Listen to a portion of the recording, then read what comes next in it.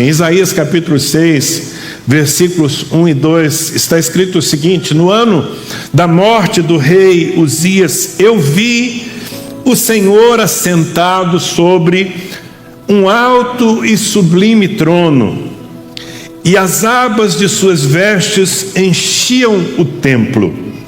Serafins estavam por cima dele, cada um tinha 6 asas, com 2 cobria o rosto, com 2 cobria os pés, e com 2 voava. E Isaías vai continuar a descrição. Veja que ele está diante do trono de Deus, veja que ele está vivendo um momento pessoal de apreensão, de insegurança, de tristeza. O rei Uzias, que foi durante tanto tempo uma referência, não apenas de governo, mas espiritual para a nação, havia morrido. Então o povo de Judá estava vivendo o seu tempo de instabilidade, e nesse momento ele tem uma experiência com Deus. Ele se vê diante do trono do Senhor. Isso é céu. O trono diante de onde Deus governa todas as coisas.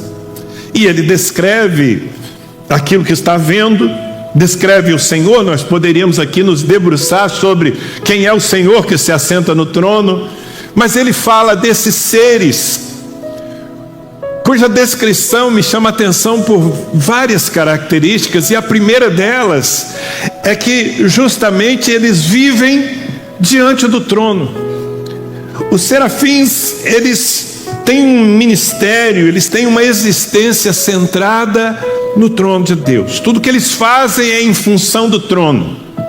E aqui eles começam a nos inspirar, porque veja, eu não sei se você entendeu bem qual é a proposta do Evangelho. Eu não sei se você já discerniu que Jesus não veio morrer para ser simplesmente a referência de uma religião. Na verdade, a Bíblia diz que Jesus morreu e ressuscitou para ser o Senhor de vivos e de mortos. Diga, o meu Jesus morreu e ressuscitou para ser o Senhor. A Bíblia diz que porque ele se submeteu, porque ele se esvaziou de si mesmo e deu a sua vida, como nós celebramos na ceia nessa manhã, Deus o exaltou soberanamente. Ele deu um nome que está acima de todo nome, para que ao nome de Jesus se dobre todo o joelho dos que estão no céu, na terra e debaixo da terra. E o Senhor Jesus assentou à destra do Pai no trono para sempre. Então existe um trono no qual está assentado Deus. E o chamado do Evangelho é que nós morramos para a nossa velha vida, deixemos de lado a liberdade que temos de nos autogovernar e passemos a viver em função do trono. Isso tem muitas perspectivas que eu poderia explorar aqui, irmãos, mas em primeiro lugar, os serafins podem ser uma inspiração, porque eles são adoradores perenes, eles estão o tempo todo adorando ao Senhor. E se você não se tornou um adorador, que é muito mais do que um religioso, que é muito mais do que alguém que frequenta cultos ou professa uma fé, é alguém que vive com o seu olhar colocado na sublimidade, na dignidade, no poder, na santidade, colocado em Deus, o seu olhar colocado em Deus, e como resposta a isso não consegue se conter. Jesus, numa conversa com uma samaritana, ele disse: o Pai anda à procura de adoradores que o adorem em espírito e em verdade. Então, eu quero me tornar um serafim, porque eu quero viver nessa perspectiva do adorador que foi achado por Deus, que não tira o seu olhar da grandeza do Senhor, ainda que haja tantas coisas à minha volta tentando me distrair e roubar a minha atenção. Então os serafins que voam diante do trono, eles nos indicam a adoração, mas é muito mais do que isso, porque na verdade tudo que eles fazem, escuta isso, tudo que eles fazem é um gesto de obediência aos comandos que eles recebem do trono. Você já vive nessa perspectiva? Ou você simplesmente se aproximou de Deus em busca de um avalista? Há muita gente que busca o Senhor como um avalista para os seus próprios sonhos e desejos. Bem, eu tenho tantos projetos, mas eu não dou conta sozinho. Alguns deles, na verdade, estão falidos. E eu preciso de alguém mais poderoso do que eu, que me faça prosperar, que me ajude a conquistar aquilo que eu tanto desejo. Mas não foi para isso que Jesus veio. Jesus não veio para ser o avalista dos nossos sonhos. Ele veio para ser o Senhor das nossas vidas. É por isso que o verdadeiro evangelho convida o homem primeiro a morrer. Morrer para si mesmo, entregar todos os seus desejos ao Senhor e receber dele o propósito. E não tenha medo dessa troca. Algumas pessoas são reticentes em fazer uma entrega absoluta, porque dizem: e se o que o Senhor tem para mim não chegar nem aos pés daquilo que eu sonhava? Isso não é possível, querido. Simplesmente não é possível. Eu posso dizer que, claro, é possível que seja bastante diferente do que você sonhou, mas será melhor.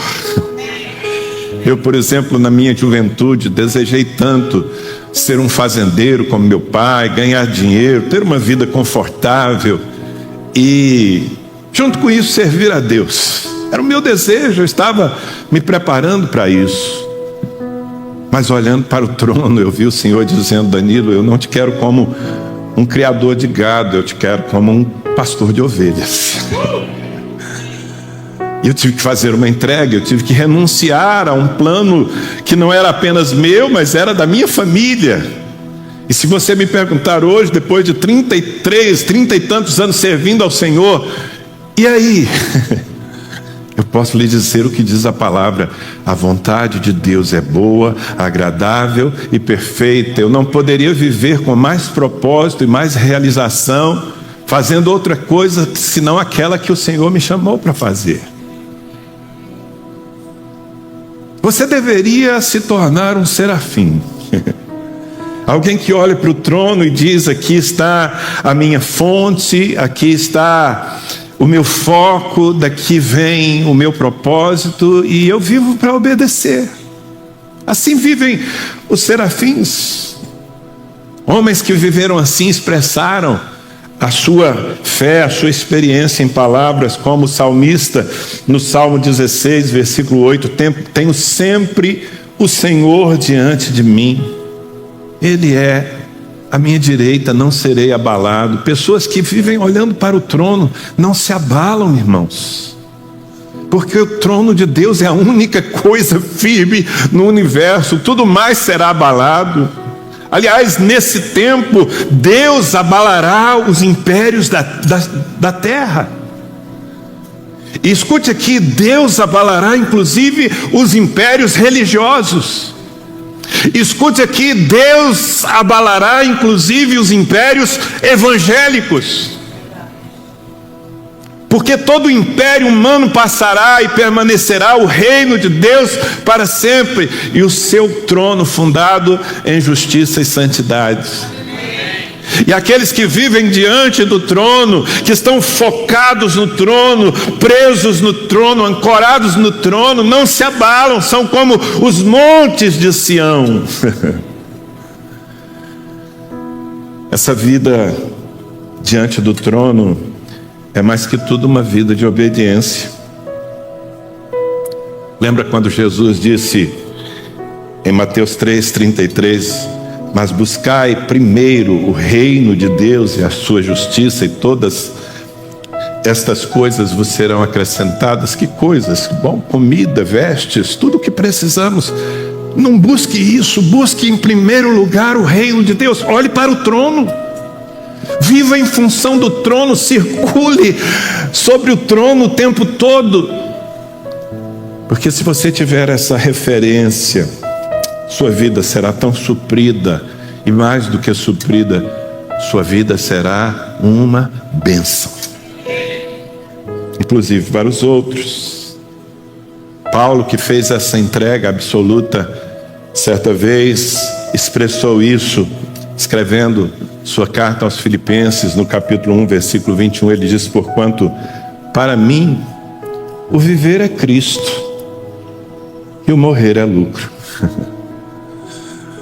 Todos nós deveríamos poder dizer isso de verdade. Para mim, o resumo da ópera é: viver é Cristo e morrer, fui para a galera, é lucro. Amém? Então viver diante do trono é uma inspiração. Mas eu não sei se você prestou atenção, os serafins, eles são descritos tanto por Isaías quanto por João em Apocalipse como seres que têm 6 asas. E talvez você pense: uau, então eles podem voar alto, eles devem ter uma autonomia de voo muito grande, 6 asas, com 2 um avião me transporta daqui para o outro lado do mundo. Então, mas eles têm 6 asas e só 2 são para voar.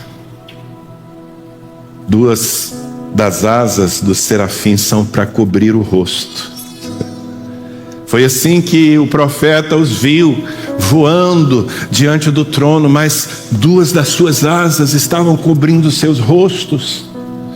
E isso tem uma mensagem tão poderosa e tão importante para nós, porque fala de quebrantamento, fala de humildade, fala de não fazer nada diante de Deus ou diante dos outros para aparecer. Sabe o que pode estragar a sua oferta, meu irmão? Aquilo que você faz para Deus. Quando eu me refiro à oferta, eu não digo apenas os valores financeiros que você põe no altar, mas o seu ministério, o seu tempo, o seu serviço. Sabe o que pode estragar tudo? É a motivação.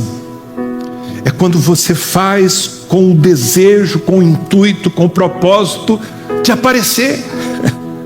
Jesus disse: quando você dá esmolas, mas você procura tocar trombeta diante de si, quando você jejua mais para impressionar os homens do que para impressionar a Deus, você já recebeu a sua recompensa, a admiração dos homens. Deus não tem nada para lhe dar.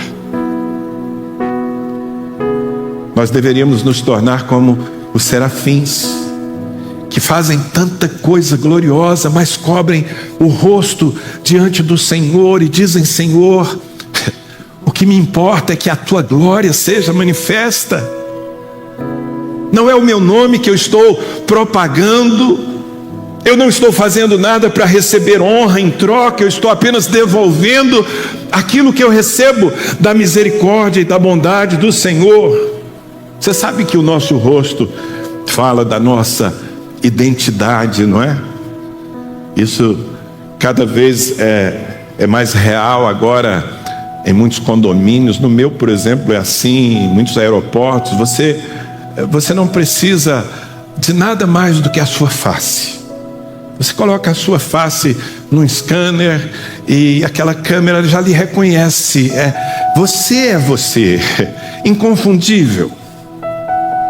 Fala da nossa identidade, da nossa imagem. E sim, cada um de nós tem a sua identidade, a sua imagem. Mas diante de Deus, servindo ao Senhor, vivendo no reino, não é a nossa imagem que importa. Um dia, alguns homens chegaram para João Batista e disseram: olha, tem um cara aí que está levando a sua audiência, João. João Batista foi um profeta que quebrou um silêncio profético de séculos, e ele começou a pregar no deserto sobre arrependimento, e as multidões vinham e eram impactadas com a sua mensagem. Ele se tornou muito popular, mas ele tinha consciência do seu chamado. Ele veio preparar o caminho de Jesus, ele era um precursor. E quando Jesus finalmente se manifestou, parece que a glória de João foi diminuindo, a sua popularidade foi sendo, entre aspas, tomada por outro, e as pessoas que não tinham entendimento vinham tentando estimulá-lo a uma competição. E você que conhece a Bíblia sabe qual foi a resposta de João Batista, não é? Em João 3,29 ele disse: o que tem a noiva é o noivo. O amigo do noivo que está presente e o ouve muito se regozija por causa da voz do noivo, pois esta alegria já se cumpriu em mim. Importa que ele cresça e que eu diminua. Uau! Veja um homem que está tranquilo, ele está feliz, ele não está preocupado em manter o ibope, manter o número de seguidores nas redes sociais. Quando as pessoas o instigam, o questionam, ele diz: olha, eu sou só o amigo do noivo, a noiva é para ele, e quando ele chega eu me alegro com a sua voz. Já se cumpriu essa alegria em mim, eu já fiz o que eu tinha que fazer, eu já abri caminho para o meu Senhor, eu quero mais é que Ele cresça e que eu diminua.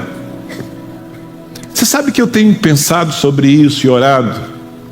O tempo vai passando e ainda eu tenho consciência que tenho muita coisa a entregar ao Senhor, a cumprir do chamado, mas sinceramente eu acredito que a minha cara, a minha face, a minha imagem, ela, daqui para frente, ela vai diminuir, porque é preciso dar espaço para outros, e é preciso principalmente deixar que o Senhor reine sobre a sua igreja.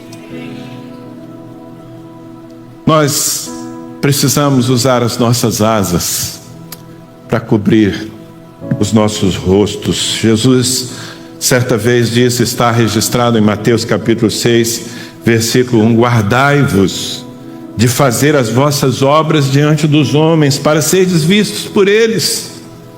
De outra sorte, não tereis galardão junto de vosso Pai que está no céu. Se você quer ter galardão, faça para Deus. Procura apresentar-te a Deus como um obreiro aprovado que não tem de que se envergonhar.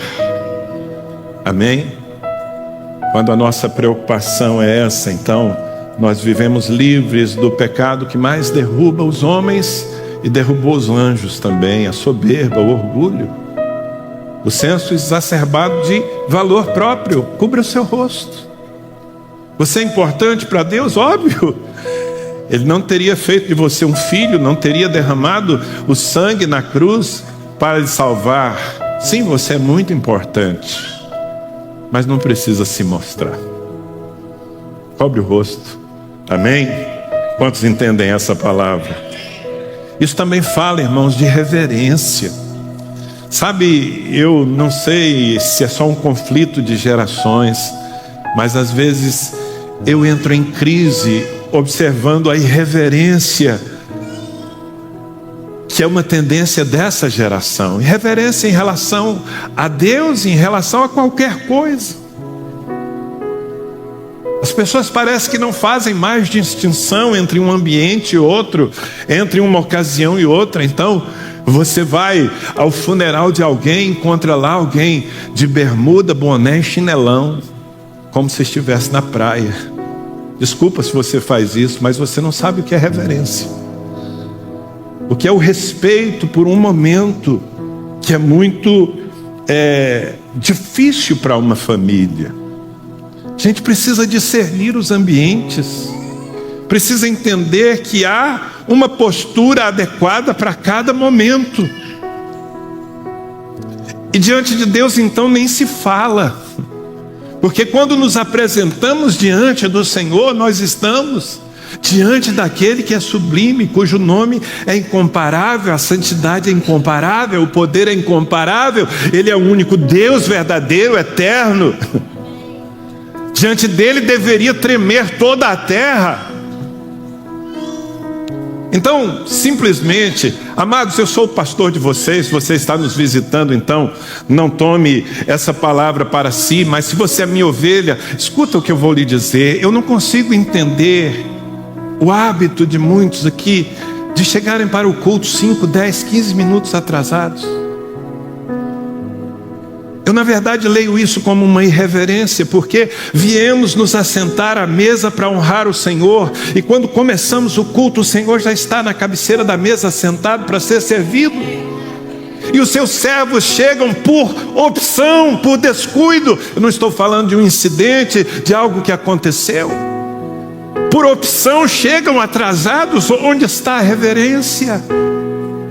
Algo precisa mudar em nossa vida. Nós não estamos guardando a verdadeira ideia do culto.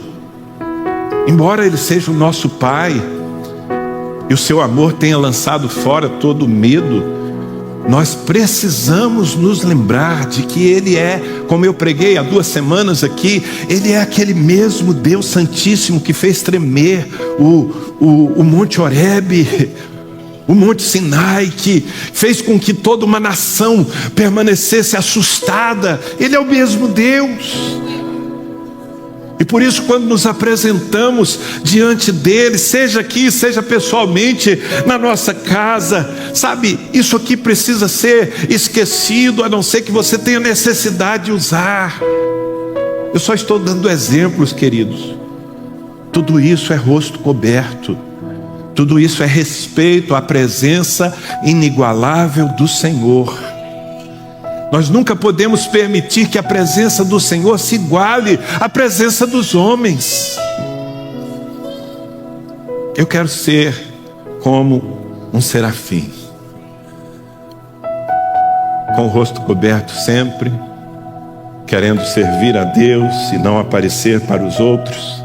Aliás, falando de reverência, o Senhor mesmo se expressou através do profeta Malaquias. Capítulo 1, versículo 6 de Malaquias, Deus diz: o filho honra o pai e o servo o seu senhor. Se eu sou pai, onde está a minha honra? E se eu sou o Senhor, onde está o temor que me é devido? Diz o Senhor dos exércitos. Então veja que Deus está protestando contra uma geração que havia perdido a reverência, continuava religiosa, mas havia perdido o respeito. Fala para o seu vizinho: cubra sempre o rosto diante de Deus. Amém? Mas veja que os serafins usam 2 asas para cobrirem o seu rosto, e eles usam também 2 asas para cobrirem os seus pés. E isso fala de uma postura de consagração, fala de andar em santidade diante de Deus. No caso dos homens, pecadores que somos, fala também de viver em arrependimento. Sabe, os serafins não precisam de arrependimento, porque nunca pecaram contra o Senhor. Mas ainda assim eles cobrem os seus pés. E esse é um gesto de: eu quero guardar o meu caminhar.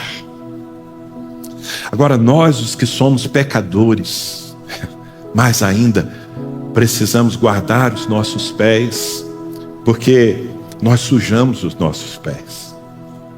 Enquanto nós andamos nesse mundo podre, quantos aqui concordam que o mundo é podre? E nós temos que andar num mundo podre, como se não bastasse o mundo podre, ainda mantemos em nós uma natureza que milita contra a nova natureza, que é podre também.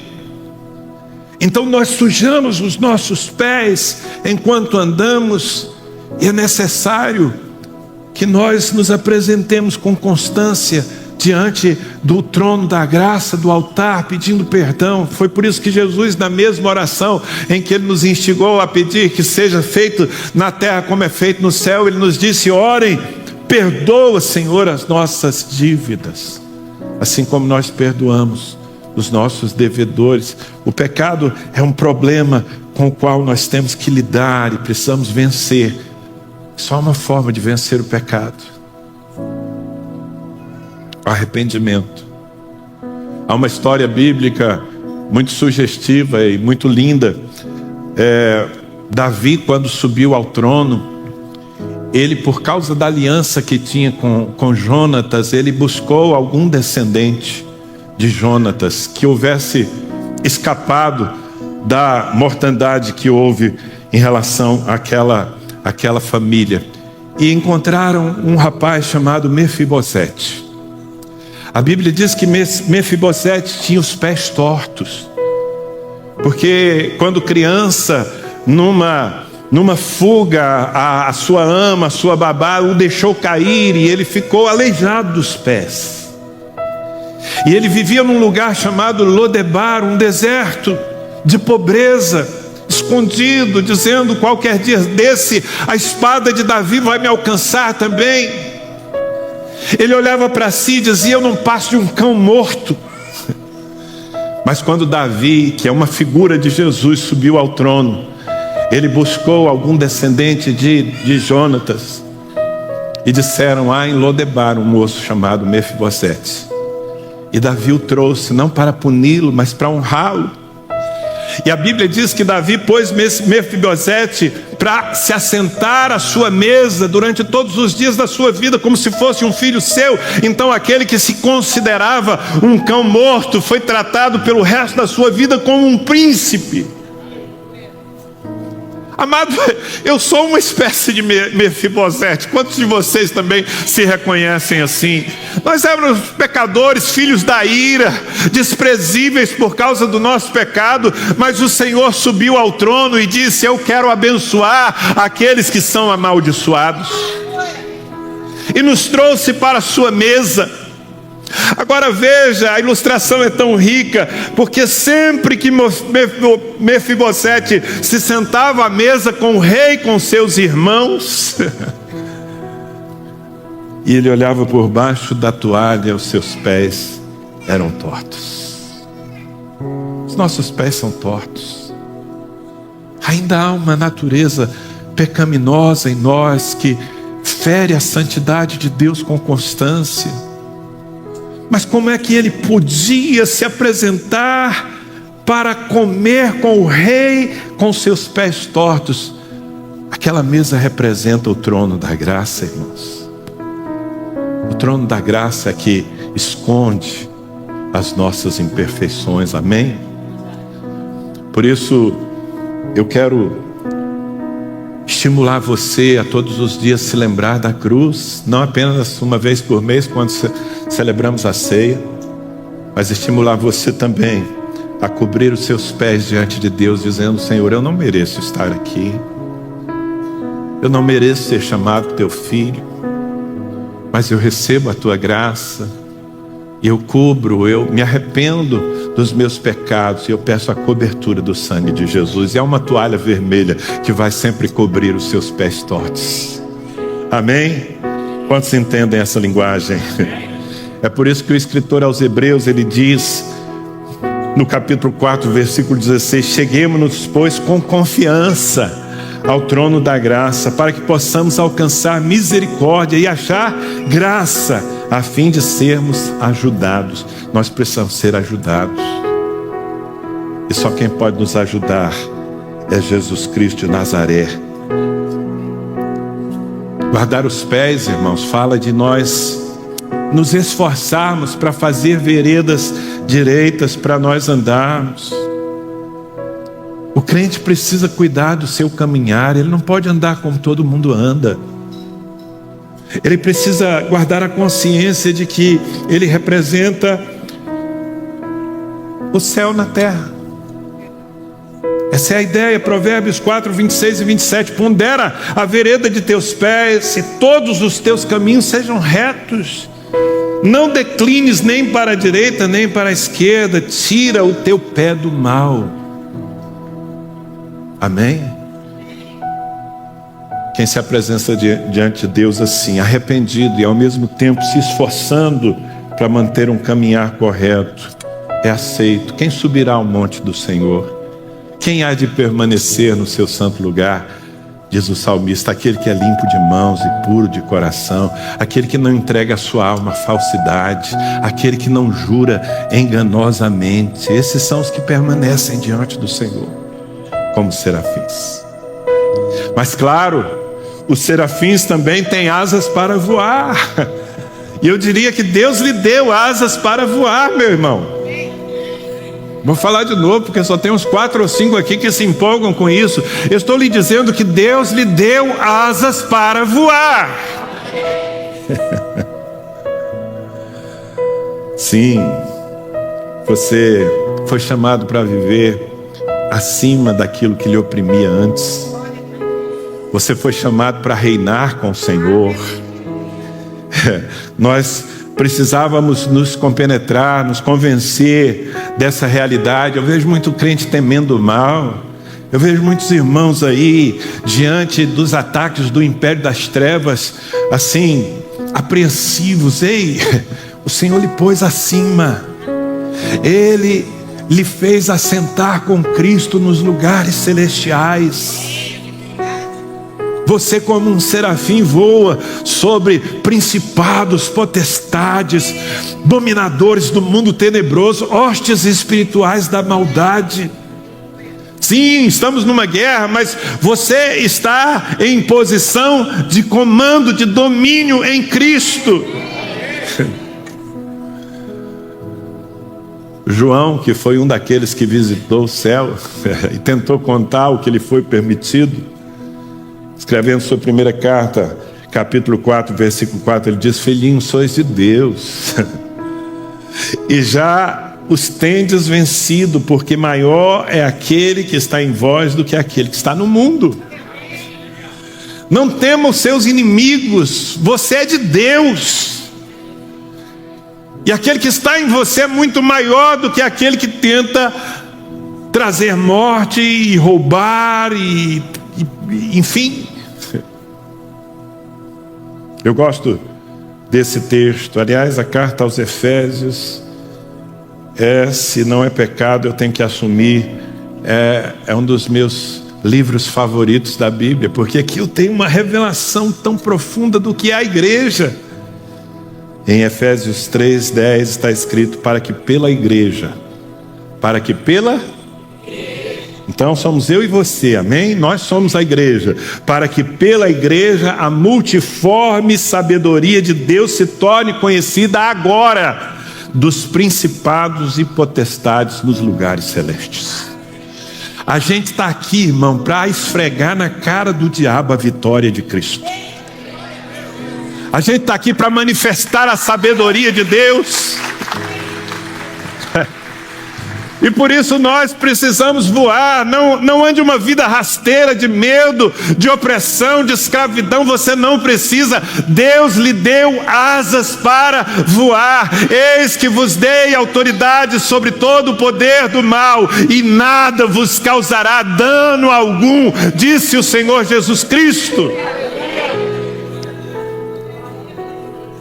Então, se você é um cristão e você está sendo pisoteado, é porque você não está exercitando a sua fé.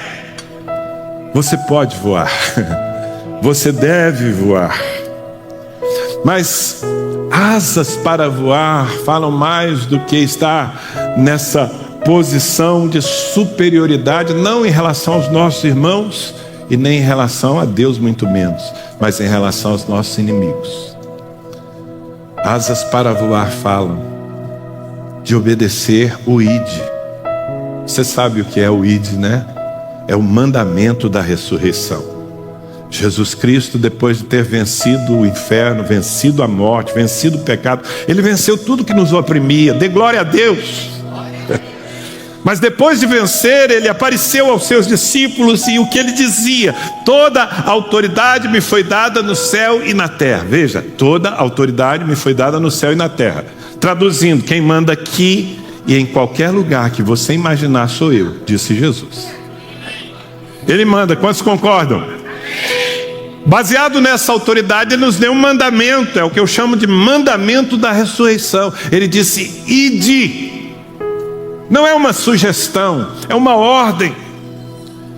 Ide. O ide está dividido em duas missões que se completam. Primeiro, ide por todo o mundo e pregai o evangelho a toda criatura.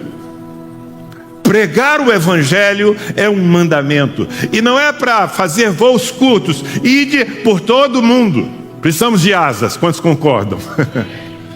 Mas Ele também disse: ide e fazei discípulos, batizando-os em nome do Pai, do Filho e do Espírito Santo, e ensinando-os a guardar todas as coisas que vos tenho ordenado, e eis que estarei convosco todos os dias, até a consumação dos séculos.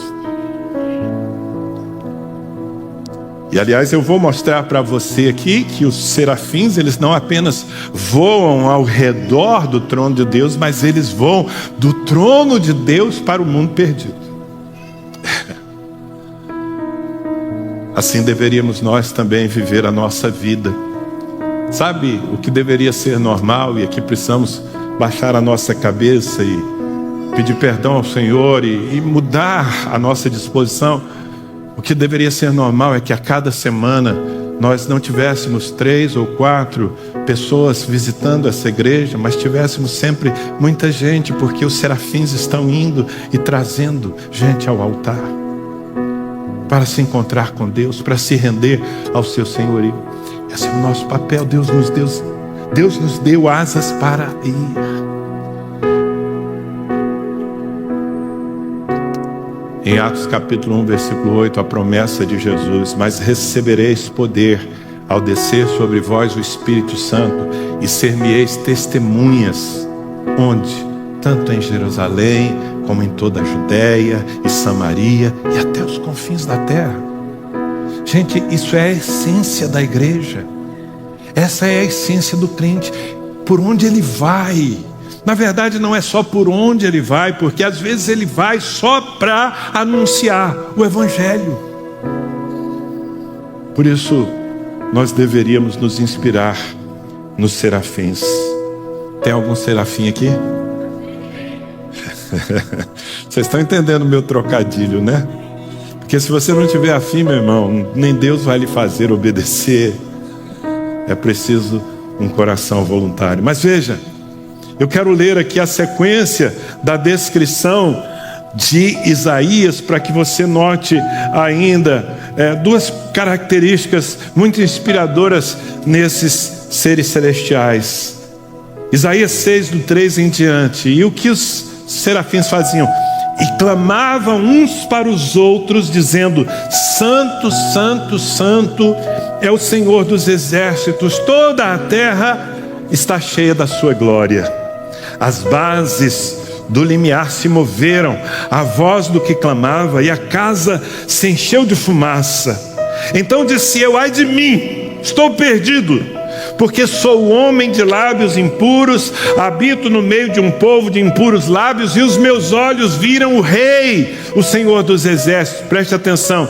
Então um dos serafins voou para mim, trazendo na mão uma brasa viva que tirara do altar com uma tenaz. Com a brasa tocou a minha boca e disse: eis que ela tocou os teus lábios, a tua iniquidade foi tirada e perdoado o teu pecado.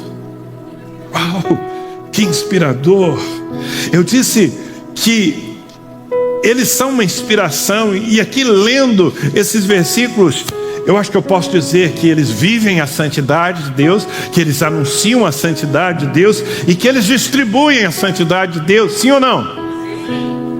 Porque veja, Isaías os vê diante do trono, e diante do trono, o que eles dizem? Santo, Santo, Santo é o Senhor dos exércitos. E há um detalhe interessante: eles obviamente estão adorando a Deus, mas eles clamam uns para os outros. Essa é a conversa dos serafins. Eles clamam uns para os outros, dizendo: Santo, Santo, Santo é o Senhor dos exércitos. Amado, eu creio que essa deveria ser também a nossa linguagem, que nós deveríamos estar proclamando uns aos outros a santidade de Deus, a dignidade de Deus. Deveríamos estar todo o tempo nos estimulando uns aos outros a viver uma vida digna daquele que é santíssimo.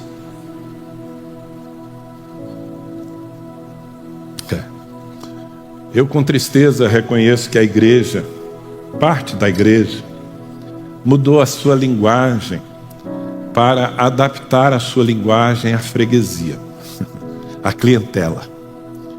Então, como nós temos uma geração mimizenta, hedonista, então uma parte da igreja está dizendo: se nós falarmos da santidade, se nós falarmos da renúncia ao pecado, se nós pregarmos contra aquilo que a sociedade aceita, mas Deus não aceita, as pessoas não virão. Então nós temos que suprimir, como disse um herege de plantão nos púlpitos do Brasil, precisamos fazer uma reprogramação, uma releitura da Bíblia para adaptá-la aos tempos modernos. Essa igreja, da qual, em nome de Jesus, eu nunca farei parte, é uma igreja apóstata, que deixou de proclamar a verdade para simplesmente atrair pessoas com um evangelho que não salva. A verdadeira igreja é uma igreja que continua dizendo o que se diz no céu: Santo, Santo, Santo é o Senhor dos exércitos. Eu e você precisamos ser como esses serafins, dizendo sempre uns aos outros: Ele é santo, Ele é santo, Ele é santo. Isso significa que privilégio poder entrar em sua presença. Isso também significa andemos com temor diante dEle. Isso também significa adoremos na beleza da sua santidade.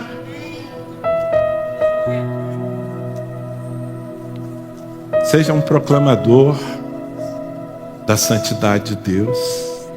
Antes disso, viva uma vida de reverência. Mas interessante, queridos, porque veja, os serafins, eles não são apenas proclamadores da santidade, eles são também agentes da santidade. E isso é muito forte, porque nós podemos, enfatizando apenas a santidade, nos tornar legalistas, apontando apenas o dedo e acusando aqueles que estão fora da vontade de Deus. Uma parte da igreja fez a opção para ser legalista, e não é sobre ser legalista. Agora, esse serafim que proclama a santidade de Deus, que anda com o seu rosto e com seus pés cobertos diante do Senhor, quando ele vê um pecador na terra, lá está o pecador Isaías: ai de mim, eu estou perdido, eu habito no meio de um povo de lábios impuros, eu tenho lábios impuros, os meus olhos viram o rei, eu vou morrer. O que esse serafim faz? Lá do céu ele aponta a sua asa e diz: vai morrer mesmo, você merece, pecador. Não, não, não.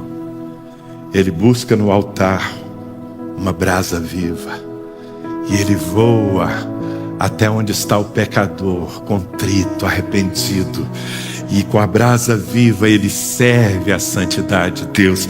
Você não tem como se purificar, mas eu trouxe uma brasa viva do céu que pode purificar o seu pecado e fazer com que a sua iniquidade seja tirada. Uau!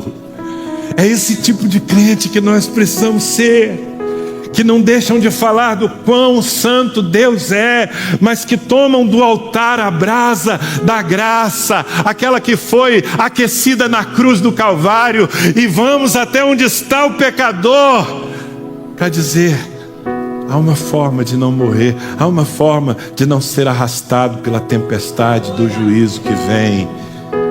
Você pode ser santificado por meio de Jesus Cristo. Amém?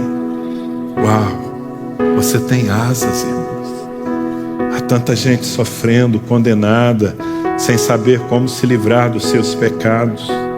Deus nos deu esse ministério mais do que aos serafins, inclusive, porque a intervenção deles é muito pontual aqui, mas a nossa é cotidiana. O Senhor nos enviou para pregar o Evangelho. Somos nós. E olha o que diz Paulo em 2 Coríntios capítulo 5, versículos 18 e 19. Ora, tudo provém de Deus, que nos reconciliou consigo mesmo por meio de Cristo e nos deu o ministério da reconciliação, a saber que Deus estava em Cristo, reconciliando consigo o mundo e não imputando aos homens as suas transgressões, e nos confiou, a palavra da reconciliação. Ele confiou a você a palavra da reconciliação. Amém? use as suas asas. Eu estou vendo você saindo daqui para voar na direção daquela lasanha que está te esperando lá na sua casa também. Mas não é só isso, tá bom? Quer comais, quer bebais, façais qualquer outra coisa, fazei tudo para a glória de Deus. Eu preciso lhe dar uma última perspectiva dos serafins antes que nós terminemos esse momento de culto. Os serafins, eles proclamam a glória de Deus sobre a terra.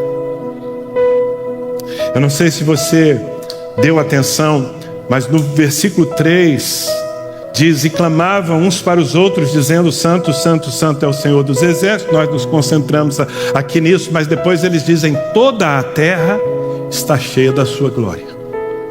Agora veja que isso é uma declaração profética, porque vamos voltar ao contexto. Esses serafins estão interagindo entre si e com Isaías. E qual é a postura de Isaías? Isaías está no caos da terra. Isaías começa a contar o seu testemunho dizendo: no ano em que morreu o rei Uzias. Então essa é a sua referência terrena, um tempo de caos, como aliás estamos vivendo no Brasil. Se você olhar para a justiça, para o governo, para a sociedade, não tem nada para celebrar. Pelo contrário, com dólar a mais de 6, a gente teria que se preocupar terrivelmente. Não, pastor, eu não compro dólar, não vivo de dólar, mas o pão que você come é comprado, o trigo é comprado em dólar. Bem, o mundo está muito mal, o Brasil está pior do que boa parte do mundo. É assim que está Isaías aqui. E como se não bastasse o contexto social, político, ele diz: eu sou um homem de lábios impuros, eu habito no meio de um povo de lábios impuros. Ou seja, está tudo ruim na terra. Mas quando ele abre os seus ouvidos para ouvir a proclamação dos serafins, toda a terra está cheia da glória do Senhor. Isso deveria nos inspirar a ser mais do que termômetros da sociedade, gente que consegue medir a temperatura e dizer: está quente mesmo. Não, sermos com as nossas declarações de fé os termostatos da nossa geração. Você sabe que há uma diferença entre termômetro e termostato, né? Porque termômetro apenas mede a temperatura, é refém. Mas termostato muda a temperatura. Amém? Você é termostato de Deus, você é serafim do Senhor, você, a despeito do que os olhos podem ver, você pode fazer proclamações proféticas sobre a sua família pode estar agora naturalmente num caos, em divisão, com vícios, mas se você for um homem, uma mulher de fé, você vai dizer todos os dias diante do Senhor e da sua casa: a minha casa está cheia da glória de Deus. Você tem que ter o espírito que teve Ezequiel. Lembra de Ezequiel no capítulo 37, tão famoso? Ele é colocado diante de um vale de ossos sequíssimos. Que coisa horrível, caveiras cobrindo um vale. E Deus lhe faz uma pergunta: poderão reviver esses ossos? E Ezequiel, entre a dúvida e a fé, ele diz: tu sabes, Senhor. Ele estava entre a dúvida e a fé. Ele não disse nem sim nem não. Tu sabes, Senhor. Mas aí vem a voz de Deus dizendo: então profetiza a esses ossos para que vivam. E ele começa a falar com os ossos. É isso que nós chamamos de declaração profética. Contra tudo, contra o natural, contra o que se pode ver e sentir. Ele começa a falar com os ossos. E há um movimento, ossos se movendo e se encaixando uns nos outros. Se alguém me perguntar: Danilo, as coisas como andam, qual o futuro do Brasil? Irmãos, sinceramente, se eu olhar para o governo, se eu olhar para o Supremo, se eu olhar para a sociedade, ainda ontem eu vi a imagem de um caminhão que tombou numa via e a população saqueando aqueles mantimentos que não lhes pertenciam, ou seja, roubando. Na boa, paz de família. Se eu olhar só para isso, eu vou dizer: Venezuela na próxima curva. Mas acontece que eu sou um serafim. E acontece que eu estou olhando da perspectiva do trono de Deus. E eu estou declarando: a glória do Senhor está enchendo o Brasil. Sabe, a igreja está proclamando, pregando, vivendo a palavra. A verdadeira igreja está atraindo a misericórdia. Isso precisa ser a nossa prática cotidiana. Toda a terra está cheia da sua glória. Não, Isaías, eu sei, o rei Uzias morreu, eu sei, mas o povo é de lábios impuros, eu sei, mas eu também, eu sei, mas a terra está cheia da glória de Deus.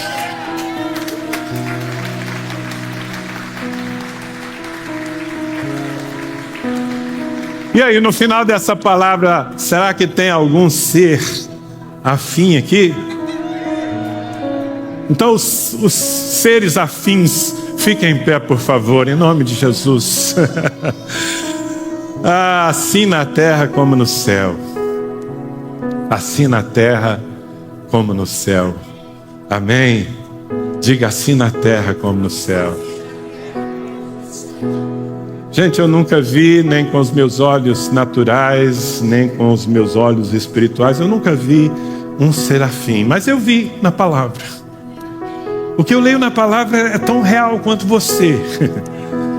E nessa manhã, olhar para esses seres fiéis a Deus, eu me inspiro, eu digo: eu quero ser como um deles aqui. Amém? Eu quero ser como um deles aqui. Eu queria que você fechasse os seus olhos para se esquecer que está na terra. E que você exercitasse a sua fé para olhar para o trono de Deus. Olhe para o trono de Deus. E à medida em que você vai vendo no seu espírito a sublimidade do trono e daquele que se assenta no trono, levante as suas mãos e comece a adorar. Comece a adorar, comece a adorar. Como serafins, abra a sua boca e proclame a santidade do Senhor. Santo, santo, santo é o Senhor dos exércitos. Santo, santo, santo é o Senhor dos exércitos. Toda a terra está cheia da sua glória. Ah, meu irmão, vai, adora. Cubra o seu rosto. Se você discerne que tem feito algumas coisas com o intuito de ser percebido, arrependa-se disso e cubra o seu rosto. Diga: Senhor, importa que tu cresças, eu posso diminuir. Eu não preciso aparecer, eu não preciso ser reconhecido por ninguém. Mostra a tua glória, Senhor. Talvez você precise se arrepender, cobrir os seus pés, dizer: Senhor, eu tenho falhado, eu tenho andado por um caminho torto. Perdão, Senhor, perdão. Diante da minha esposa, do meu marido, dos meus filhos, dos meus pais, eu não tenho guardado a retidão. Ah, eu quero cobrir os meus pés nessa manhã.